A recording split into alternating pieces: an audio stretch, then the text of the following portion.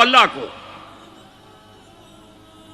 قال ربکم ادعونی استجب لکم ان الذین یستکبرون عن عبادتی سیدخلون جہنم داخرین.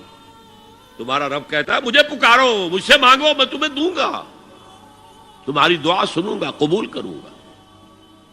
اور جو بربنائے تکبر مجھ سے نہیں مانگتے وہ جہنم میں داخل ہوں گے ذلیل و خوار ہو کر. حضور نے ایک بات مجھے متن یاد نہیں ہے بہت پیاری فرمائی.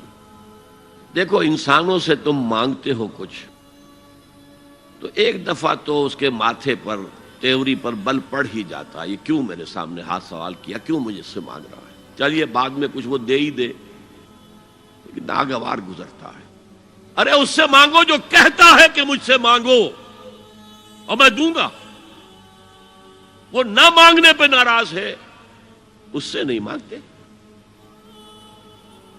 رات کے آخری ساعتوں میں یا جسے آپ کہتے ہیں the small hours of the morning, حدیث میں آتا اللہ نزول اجلال فرماتے جس کو ہم نہیں جانتے کیسے نزول ہوتا ہے، ذات باری تعالیٰ اور اس کے متعلقات کے بارے میں جو بات آ گئی قرآن میں حدیث میں وہ ہم مانتے ہیں. کیسا یہ ہم نہیں جانتے، اس کا ہاتھ ہے کیسا ہم نہیں جانتے، اس کا چہرہ ہے کیسا ہم نہیں جانتے، اس کی ساق ہے، اس کی پنڈلی ہے کیسی ہم نہیں جانتے، وہ سنتا ہے کیسے سنتا ہے ہم نہیں جانتے، کیا اس کے کان ہیں، کیا اسے بھی ساؤنڈ ویوز کی ضرورت ہے سننے کے لیے،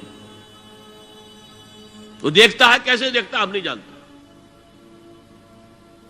وہ اترتا ہے کیسے اترتا ہم نہیں جانتے. جو قرآن میں آ گیا حدیث میں آ گیا مان لیجئے بس. باقی یہ متشابہات میں سے ہے، اس کی کھود کرید میں پڑو گے تو فتنے میں مبتلا ہو جاؤ گے. ابتغاء الفتنۃ وابتغاء تاویلہ. لہذا حدیث میں آتا ہے کہ رات کے آخری ساعتوں میں اللہ سمائے دنیا تک نزول فرماتے ہیں اور پھر ندا لگتی ہے حل من سائل فاعطیہ، ہے کوئی سوال کرنے والا مانگنے والا کہ میں اسے دوں. حل من مستغفر فاغفر لہ، ہے کوئی گناہوں کی معافی چاہنے والا کہ میں اسے معاف کر دوں. ہم انٹا غفیل سو رہے، ہم تو مائل بکرم ہیں، کوئی سائل ہی نہیں. راہ دکھلائیں کسے، رہنو منزل ہی نہیں، راہ کسے دکھا.